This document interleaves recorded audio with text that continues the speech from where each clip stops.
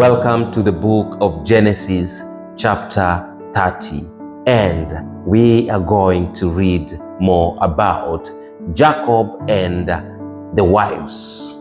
When Rachel saw that she was not bearing Jacob any children, she became jealous of her sister.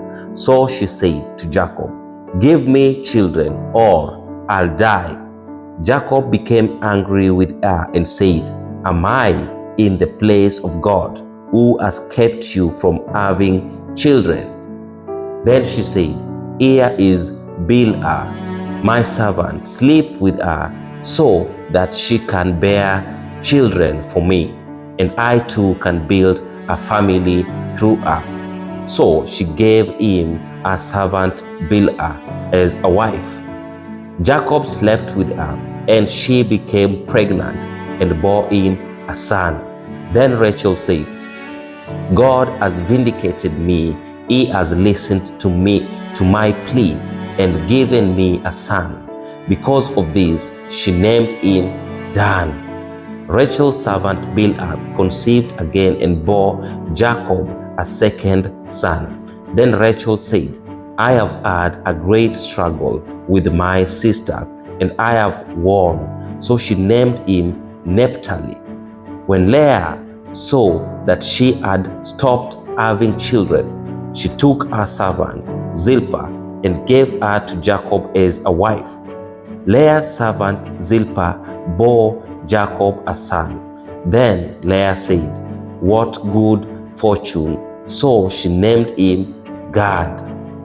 Leah's servant Zilpah bore Jacob a second son. Then Leah said, "How happy I am! The women will call me happy." So she named him Asher.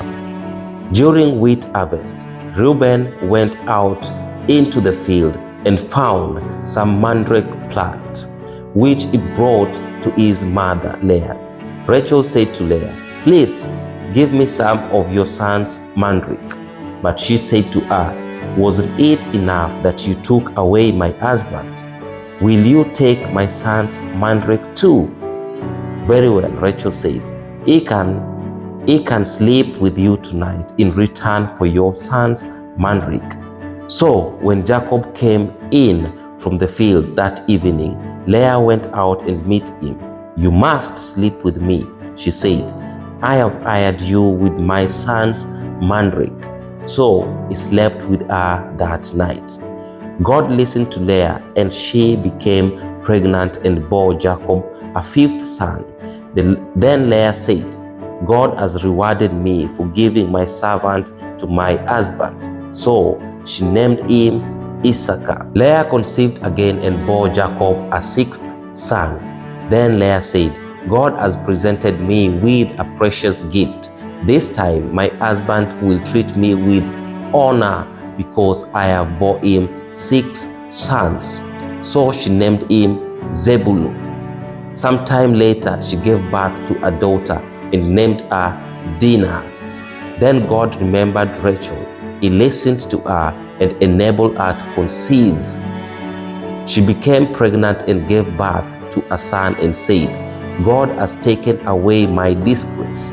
So she named him Joseph and said, "May the Lord add to me another son." After Rachel gave birth to Joseph, Jacob said to Laban, "Send me on my way so that I can go back to my own homeland. Give me my wives and children, for whom I have served you, and I will be on my way. You know how much work I have done for you." But Laban said to him, "If I have found favor in your eyes, please stay. I have learned by divination that the Lord has blessed me because of you." He added, "Name your wages, and I will pay them." Jacob said to him, "You know how I have worked for you, and how your livestock has fared under my care.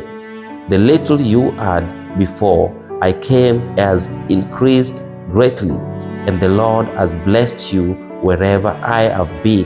But now, when may I do something for my own household?" "What shall I give you?" he asked. "Don't give me anything," Jacob replied, "but if you will do this one thing for me, I will go on tendering your flocks and watching over them. Let me go through all your flocks today and remove from them every speckled or spotted sheep, every dark-colored lamb, and every spotted or speckled goat. They will be my wages, and my honesty will testify for me in the future whenever you check on the wages you have paid me.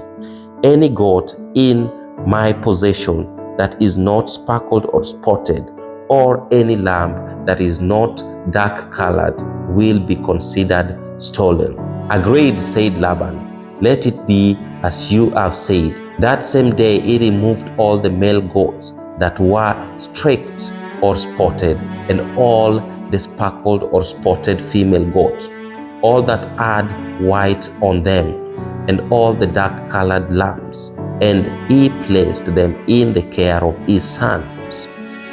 Then he put a 3-day journey between himself and Jacob, while Jacob continued to tend the rest of Laban's flock. Jacob, however, took fresh cut branches from poplar, almond, and plane trees, and made white strips on them by peeling the bark and exposing the white inner wood of the branches. Then he placed the peeled branches in all the watering trough, so that they would be directly in front of the flock when they came to drink.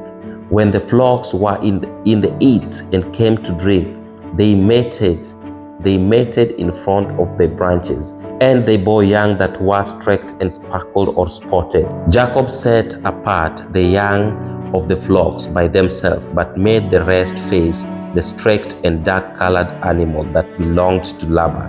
Thus he made a separate flock for himself and did not put them with Laban's animal.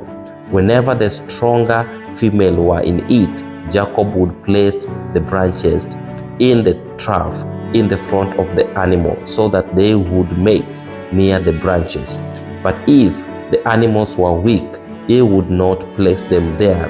So the weak animals went to Laban, and the strong ones to Jacob. In this way the man grew exceedingly prosperous and came to own large flocks, and female and male servants, and camel and donkeys. And that is the reading of today. In chapter 30, we see the birth competition. Rachel, who is barren, envies her sister Leah, who has already bore children to Jacob.